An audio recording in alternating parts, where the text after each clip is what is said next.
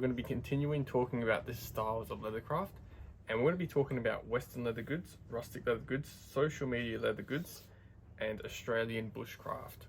And that will complete the styles in leathercraft. Now, Western leather goods is a style that is heavily entrenched in American states like Texas, Wyoming, and Colorado, just to name a few. This is where tooling, carving, and wet molding is used. Each tooling style will differ from each craftsman, and this can result in some stunning, unique pieces. Tooling and carving is of course optional. To achieve tooling, carving, etc., wet molding, you need to use vegetable tan leather. You can't use chrome or combination tan leather. And for this, vegetable tan leather is very popular in Western leather goods, especially natural vegetable tan leather, because with natural vegetable tan leather, it's pretty much a blank canvas. If you want to leave the leather natural, if you want to dye the leather, if you want to tool the leather, wet mold, carve, etc., it's all up to you. You can do that with vegetable tan leather.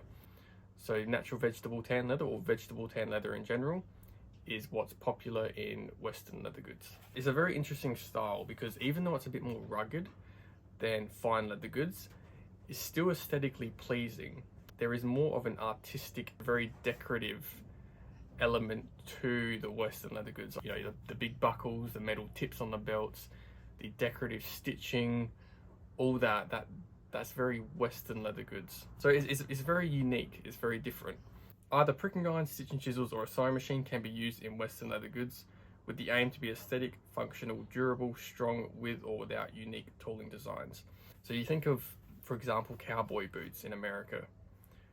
There's those unique, they're built solid really well. You can also have the decorative stitching, the decorative tooling designs. The exotic leathers are a big thing as well. So you can really see that, yeah, there's a focus on strength and durability as well as the aesthetically pleasing of the item. But I find that it's slightly rugged compared to fine leather goods. You don't have to have tooling designs. You can have a smooth belt, for example, and that's fine. Now, the items tend not to be lined. However, lining can still be done depending on the craftsman's preferences. The edges tend to be burnished or bound, may be turned, as vegetable tan leather is the more common leather used in Western leather goods. Of course, you can still use chrome tan leather, but I'm talking in generally speaking, vegetable tan leather is quite popular. The burnished edged allows for a better durability for outdoor use and wear, and the burnished edge still should be done well, as this shows craftsmanship. Rustic leather goods is less strict compared to fine leather goods. Pricking irons, stitching chisels, or a sewing machine can be used. Now, using larger spaced stitching chisels with thick thread unlined items with raw edges is more common in rustic leather goods.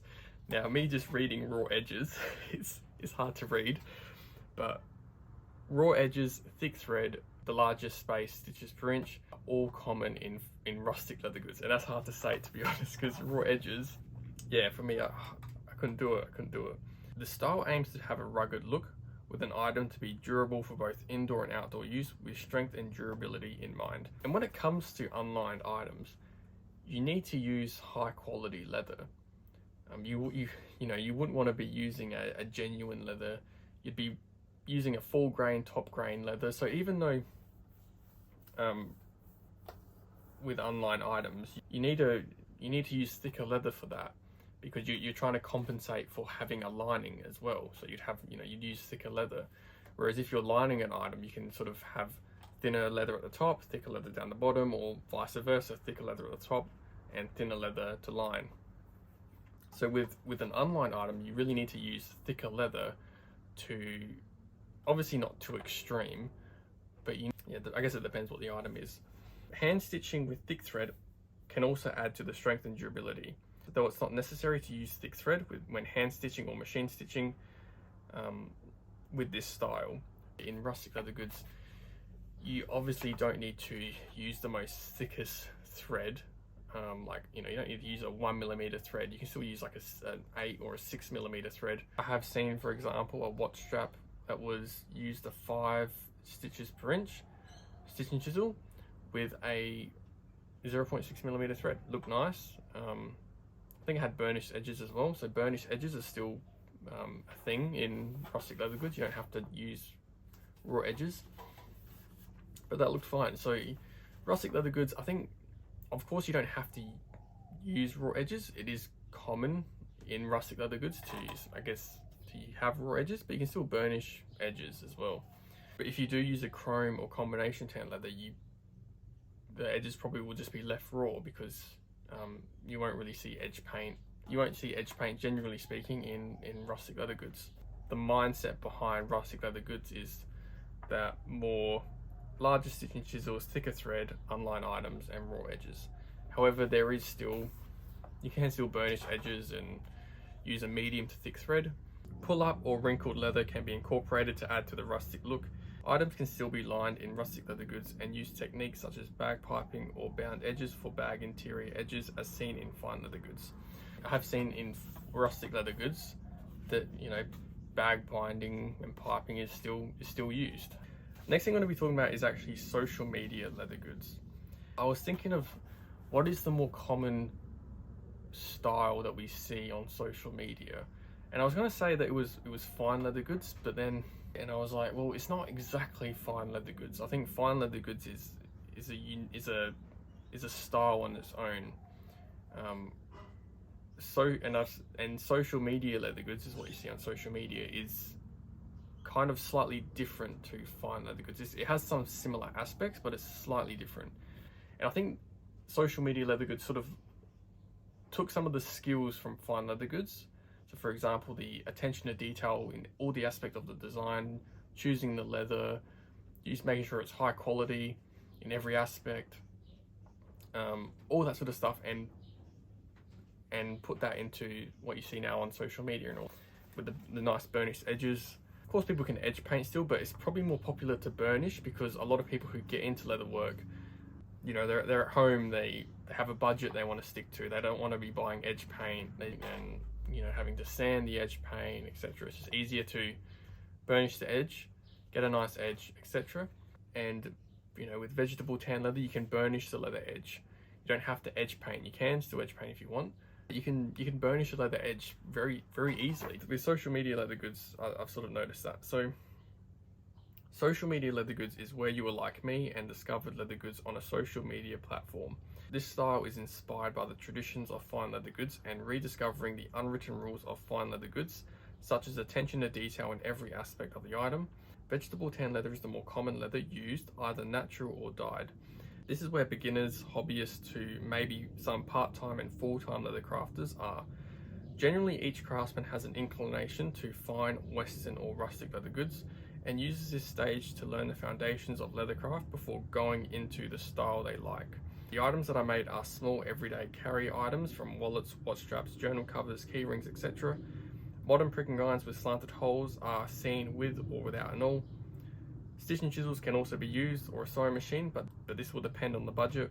The sewing machine is more often frowned upon in the beginning stages until you hand stitch a bag and realize a sewing machine would be a good idea. The edges tend to be burnished, and with an emphasis on a good burnished edge. As long as the edges are done well is the point. Edges can range from a matte finish to shiny glass edges done by different grits of sandpaper.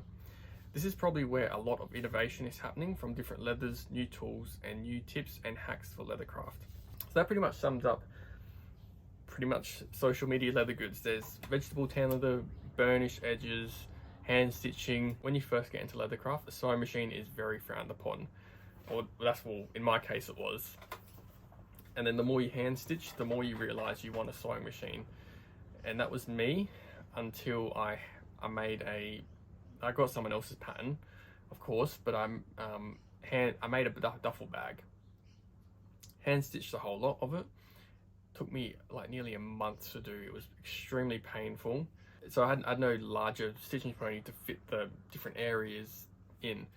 Some areas I had to hand stitch, you know, without a stitching pony, and that took for ages to do.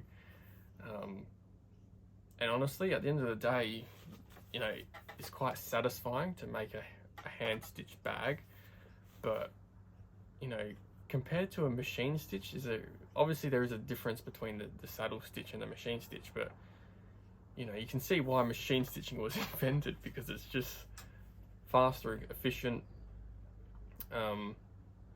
yeah, compared to hand stitching. Of course, there's pros and cons to each.